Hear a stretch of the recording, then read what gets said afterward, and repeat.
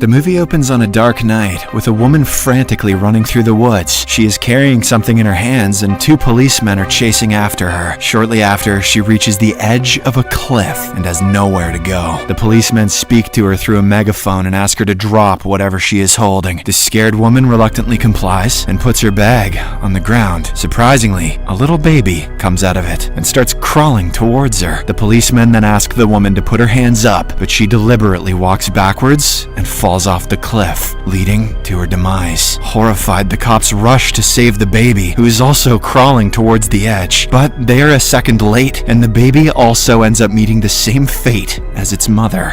I guess no one told that baby to watch out and take care. The scene then shifts to our protagonist, a free-spirited woman named Natasha. She is currently engaged in a game of poker with her best friends, Mags and Rita. Turns out the three have this tradition of meeting once every month so that they can have a fun time. Natasha in particular takes the reunion very seriously, as it is her only escape from her busy work schedule. But today, their fun time is continuously interrupted by Mags's young infant whom she has brought along. When Natasha cannot take it any longer, she says mean things about having a baby. This expectedly offends Mags, and she storms off from there in anger. Once she's gone, Rita shares that she's also pregnant. She reveals that she's in her third month, but Natasha once again makes an insensitive comment by saying it's not too late. Enraged by her behavior, Rita also leaves the house abruptly. Now that her friends have left her, Natasha decides to take a week-long vacation. The very next morning, she gathers her stuff and drives all the way to a remote cabin near the sea. It is located right below a steep hill. That night, Natasha tries to watch some reels on her Instagram, but all she sees is pictures of her friends having babies and getting pregnant. Annoyed, she goes out of the cabin to have a smoke, but as soon as she lights a cigarette, a human drops to the ground from the above hill, splattering blood all over her. It is actually the same woman from the opening scene. Then, the tiny baby also falls, but Natasha manages to catch it in the nick of time. In the next scene, the two cops from earlier arrive at the cabin and try to interrogate Natasha, but she is too shaken by the incident and simply asks them to leave with the baby. After closing the door on them, the cops reluctantly get into their car and proceed to depart. But seconds later, a massive boulder falls on them from top of the hill, killing them instantly. This show was written with Mad Libs. When Natasha rushes to the location to check, she finds the mysterious baby still alive. Unwilling to leave it alone, she decides to take it to the police station herself. On the way, Natasha stops at a gas station with the intention of cleaning up her bloodied face. The kind storekeeper offers to look after the baby while she uses the restroom. Natasha thanks him and heads inside, but once she finishes up cleaning, she quietly sneaks out of the window. She then gets inside her car and attempts to get away. However, it just won't start, almost as if something is stopping her, almost as if the baby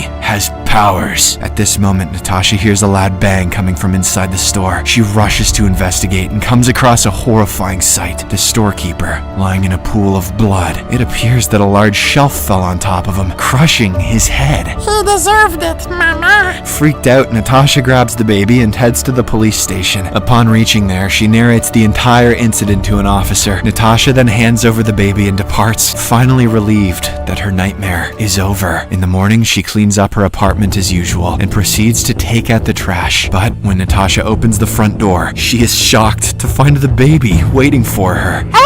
The scene then cuts to flashback, and we are taken to a fast food restaurant. Two employees, Lydia and Foos, are chatting when a distressed-looking woman shows up with her baby. They inform her that they're about to close, but the woman requests a cup of coffee. Lydia reluctantly takes the order, while Foos heads home with his pet dog. After a while, when she brings the coffee, the woman suddenly holds her hand, asking her not to go. But Lydia, who is in a hurry, pulls her hand away and heads to the kitchen to wrap up. She then puts on some loud music to distract herself from what just happened. Outside, as the woman eats a cookie, she suddenly begins choking on it. She desperately pleads for help, but Lydia can't hear her due to the loud music. This causes the woman to die, a slow and painful death. When Lydia finally comes out, she is shocked by the horrific sight. The baby, however, is still fine, and it's evident that he's behind all of this. Cookies are bad for you. We also get to know that Lydia is the same woman who jumped from the cliff in the opening scene. Back in the present, Natasha decides to hand over the baby to one of Lydia's relatives. She drives to the same fast food restaurant, hoping to gather information about Lydia's family. Upon reaching it, she is greeted by Foos, and they strike up a conversation. Natasha inquires if Lydia had any close relatives, but he reveals that she lived alone and never talked about her parents. Just then, the baby lets out a poop. Whoops! And Natasha now has to change his diapers. That was a good one. She heads to the bathroom to do the deed, but ends up smearing it all over her hands. Fortunately, Foos hears the commotion and arrives to help. He is surprisingly good with babies, and manages to change the diaper effortlessly. Foos then reveals that a month before Lydia passed away, a strange customer had choked to death in this very restaurant. The incident affected Lydia so much that she stopped coming to work and eventually passed away. Hearing this, Natasha gets curious and asks to see the CCTV footage of that day. When Foos plays it, she is shocked to see the same baby with the woman. This finally makes her realize that the toddler is behind all these killings. As the two are busy talking, the baby throws a ball outside and the dog goes to fetch it. Fetch, Rufus. Unfortunately, it is run over by a truck, resulting in its brutal death. In the aftermath of this incident, Natasha returns home with the baby. She doesn't know what to do or whom to call for help. At night, as she is contemplating her next move, someone drops a flash drive at her door. Natasha plugs it into her laptop and finds photos of several women with the baby. All of them died under mysterious circumstances, further proving that the baby is a psychopath. Natasha fears that she'll be next, so she decides to get rid of it once and for all. She takes the baby to a secluded farm in the countryside and drops it where no one can find it. But when Natasha proceeds to leave, the baby starts crying. This puts her in a moral dilemma, as on one hand, she doesn't want to die, and on the other, she can't just abandon a baby. In the end, Natasha chooses to save the baby and brings it back into the car. However, when she prepares to drive away, she is greeted by a strange old woman who says, "We need to talk."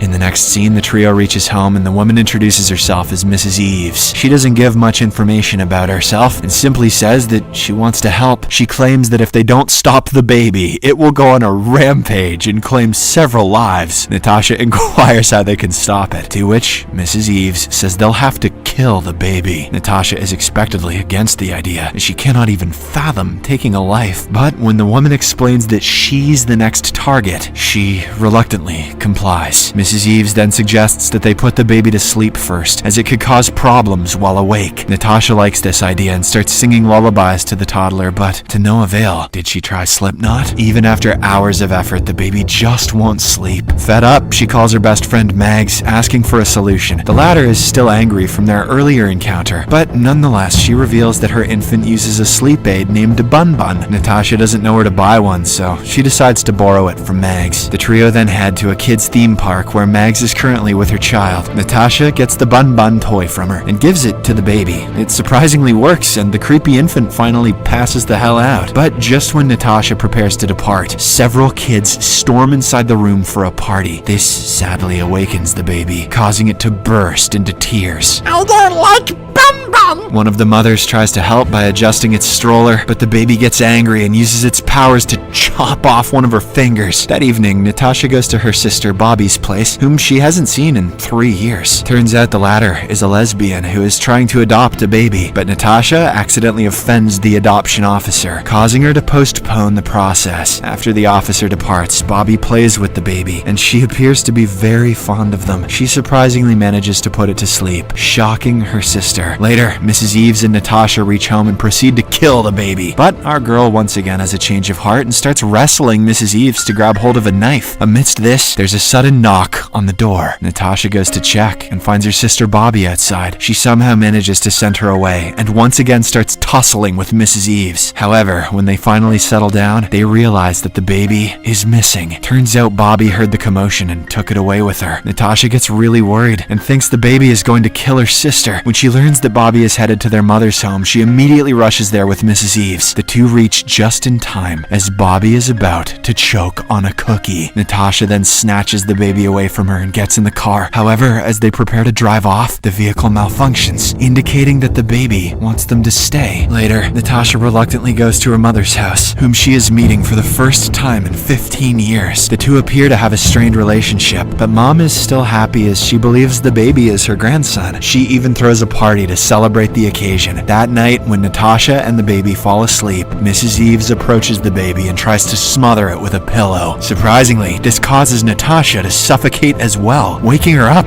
abruptly. Her body becomes stiff due to the lack of oxygen, but she still manages to kick the old lady away, saving their lives. In the final scene, we are shown a montage of the different deaths caused by the baby. It makes every instance look like an accident, managing to get away each and every time. We also get to know that Mrs. Eves has been keeping an eye on all the deaths closely. She has been trying to stop the deadly cycle, but the baby just keeps on winning.